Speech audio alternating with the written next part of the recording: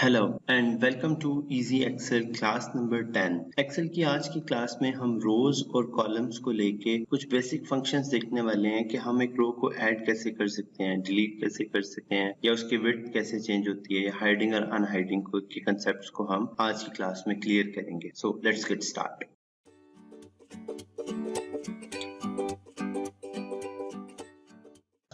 हमने first class में ये चीज डिस्कस की थी कि एक्सेल के अंदर जो कॉलम्स हैं वो ABCD में आ रहे हैं और जितनी रोज हैं वो 1 2 3 4 में आ रही हैं। तो आप कभी जाके एंड पे देखें कि आपके पास कितने कॉलम्स हैं या कितनी रोज हैं, तो हमें ये पता चलेगा कि एक्सेल में 16,384 कॉलम्स हैं। ठीक है जी। XFB was the last column, ठीक है, जो कि 16384 इन नंबर्स बनते हैं। और इसी तरह से अगर मैं बॉटम पे आके देखूं तो 1,48,576 टोटल रोज हैं जो हम एक्सेल के अंदर देख सकते हैं, जिनमें हम डाटा फीड करा सकते हैं। तो कोई भी कॉलम या रो जो भी हम लोग इसमें कंसिडर कर रहे होते हैं तो वो बेसिकली इन्हीं के बीच में होगा। अच्छा, अब हमें ये पता चल गया कि टोटल रोज और कॉलम्स कितने होते हैं। तो क्या जब मैं इंसर्ट करता हूँ, जब मुझे मजीद स्पेस चाहिए होती है, तो क्या एक्सेल एक नया कॉलम ऐड कर देता है और टोटल नंबर ऑफ कॉलम्स में एक डिफरेंस क्रिएट होता है? नहीं, ऐसा बिल्कुल भी नहीं होता। बल्कि क्या होता है कि एक्सेल मेरे उसी कॉलम को या उसी रो को रिप्लेस करके एक नंबर आगे ले जाता है और टोटल नंबर ऑफ रोज या कॉलम्स उतने ही रहेंगे। मिसाल के तौर पे अगर मेरे पास इस वक्त 16,384 सेल्स में डाटा फीड है, आप देख रहे हैं कि मैंने सारे कॉलम्स के अंदर कोई ना कोई नंबर लिखा हुआ है। तो मैं अगर यहाँ पे एक रो इंसर्ट करना चाहूँ, अब रो कैसे इंसर्ट होती है कि आप राइट क्लिक करते हैं कॉलम के ऊपर, इंसर्ट के ऊपर क्लिक करते हैं तो वो रो ऐड हो जाती है। लेकिन ये उस सूरत में नहीं होगा जब आपके डाटा के अंदर जब आपके सारे सेल्स के अंदर कोई ना कोई डाटा मौजूद होगा। अब देखिए मेरे पास 16,000 सेल्स में डाटा मौजूद है ना। एक्सेल ने मुझे क्या एरर दिया है कि लास्ट में नॉन एम्प्टी सेल कोई नहीं है, लिहाजा मैं नई रो नहीं ऐड कर सकता। तो उसके कहने का मतलब क्या है कि आप लास्ट से कोई कॉलम डिलीट कीजिए या कोई ऐसा कॉलम या ऐसा कोई हिस्सा इसमें से डिलीट कर दें जिसपे आप काम नहीं कर रहे हैं, ताकि मैं एक कॉलम ऐड करा सकूं। तो वो हम कैसे करेंगे? अब हम देखते हैं कि अगर मैं इसी के लास्ट सेल को जाके डिलीट कर दूं, ठीक है, तो अब मेरे पास 163 रह गया और मेरा लास्ट वाला सेल क्या है, वो खाली आ रहा है। ठीक है, हम स्टार्ट में आए और हमने आके यहाँ पे एक सेल इंसर्ट किया। जब हमने सेल इंसर्ट किया तो क्या हुआ, आप देखें कि लास्ट सेल में क्या आ गया, 83, जो कि पहले क्या था, 83 था और एक सेल आगे खाली था। तो एक्सेल ने क्या किया कि उस एक खाली सेल को भरने के लिए कोई नया सेल नहीं क्रिएट किया, बल्कि पिछले वाले सेल्स को आगे मूव करवाया और मुझे उसके बदले में स्पेस कहाँ पे दे दी है, यहाँ पे। ठीक है, अब इंसर्ट कॉलम जैसे हमने सीखा है कि हम राइट क्लिक करते हैं और हम उसके बाद इंसर्ट के बटन पे जाते हैं और हम लोग एक कॉलम ऐड कर सकते हैं। एग्जैक्टली इसी तरह से हम अगर रो पे आके इंसर्ट का बटन प्रेस करें तो वो एक रो इंसर्ट कर देता है। ठीक है, यही काम आप लोग रिबन के अंदर भी कर सकते हैं कि आप इंसर्ट में जाएंगे और इंसर्ट आ रो करेंगे तो वो रो ऐड हो जाएगी। जब आप इंसर्ट आ कॉलम पे क्लिक करेंगे तो आपका एक कॉलम ऐड हो जाएगा। अब मिसाल के तौर पे मेरे पास कुछ डाटा इस तरह का आना शुरू हो गया है जो कि मुझे नहीं चाहिए। अब ये इतने सारे नंबर्स मैंने तो सिर्फ आपको समझाने के लिए लिखे थे, I won't need them all. ठीक है, तो मैं क्या करूंगा, I simply go and right click on them और मैं क्या कर दूंगा, डिलीट। ठीक है, सेम इसी टास्क को रिपीट करने के लिए एक शॉर्ट की हमने याद की थी पिछली क्लासेस में, वो क्या थी, F4। हम क्या करेंगे जी, F4 करेंगे तो पिछले वाली एक्टिविटी रिपीट होती जाएगी। तो क्या हो रहा है, आप देख रहे हैं कि 13 के बाद 17 है, F4 किया, 18 आ गया, 19 आ गया।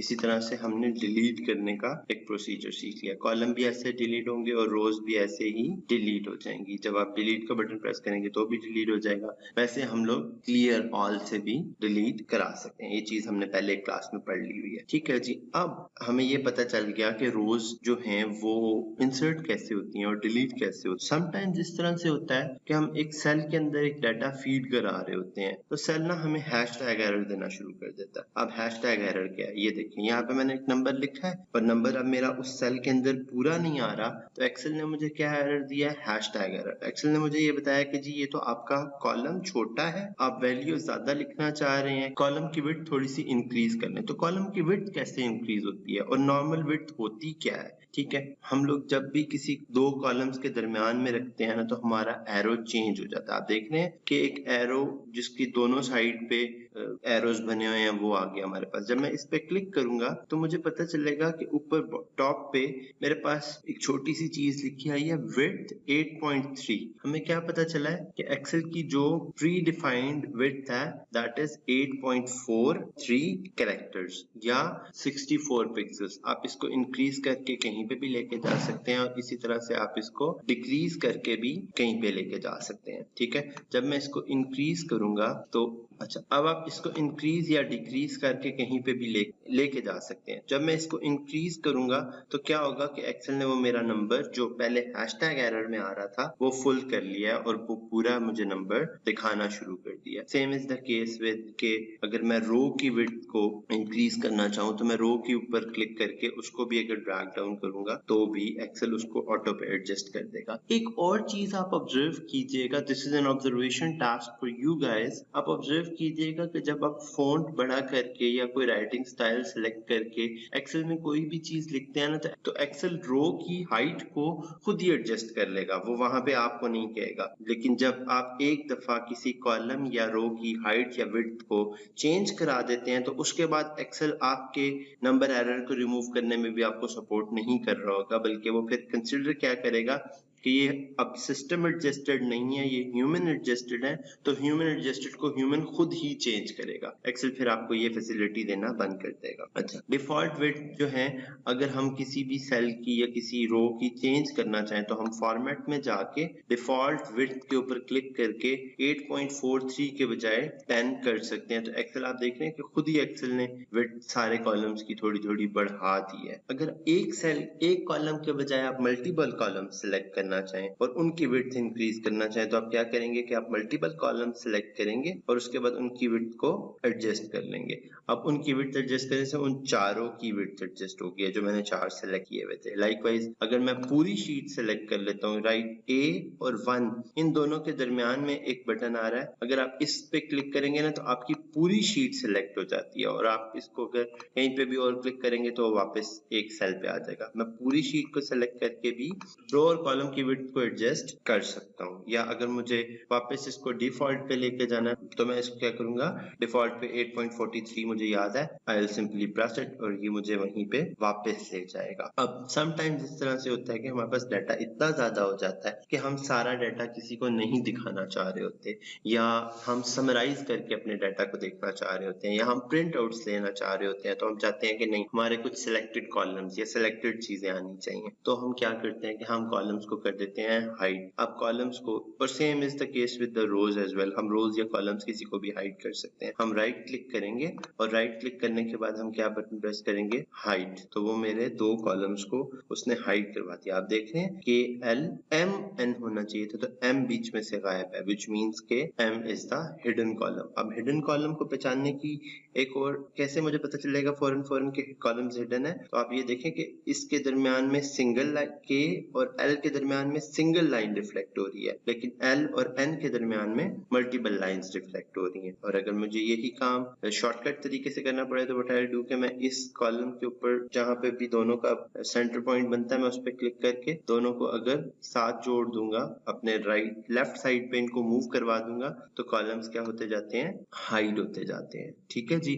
और इसी तरह से अगर मुझे इनको ओपन करना है तो व्हाट आई विल डू कि मैं एल से लेके पी तक को सेलेक्ट करूंगा and then I will simply press unhide. ठीक है जी, तो उसने मेरे कॉलम्स को अनहाइड कर दिया। या इसी तरह से मैं दोबारा जिस वक्त क्या कर रहा हूँ कि अगर मैं उसको डबल क्लिक कर उसको क्लिक करके ओपन करूं ड्रैग करके तो भी मेरा कॉलम क्या होगा, अनहाइड हो जाएगा। या मैं कॉलम की विड्थ चेंज करके भी इसको अनहाइड कर सकता हूँ। एक्चुअली क्या हो रहा होता है कि जो कॉलम आपका हाइड होता है वो कॉलम आपकी विड्थ कॉलम की 0 हुई भी होती है। एक और तरीका देखते हैं जो थोड़ा सा ट्रिकी है, जब हमें कुछ नहीं मिल रहा होता ना तो हम वो अप्लाई करते हैं। अब मैंने एम कॉलम को क्या कर लिया, हाइड कर लिया। आई प्रेस F5। ठीक है, जब मैं F5 प्रेस करूंगा ना तो मुझसे पूछेगा कि कहाँ जाना है, तो मैं उसको पाथ देता हूँ, मुझे M5 में जाना है। ठीक है, एंड आई प्रेस ओके, तो मुझे M5 में उसने मेरे एक्टिव सेल इस वक्त M5 है। मुझे कैसे पता है कि मेरा एक्टिव सेल M5 है, मेरे कॉर्नर में जो नेम बॉक्स है उसके अंदर लिखा आ रहा है एक्टिव सेल इज M5।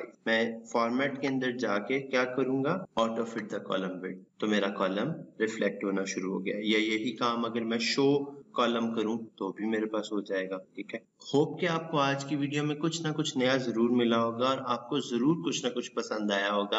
अगर ऐसा ही है तो please hit the like button down below और चैनल को सब्सक्राइब करना मत भूलिएगा ताकि आप तक नई वीडियोस इसी तरह से आती रहे। Thank you so much.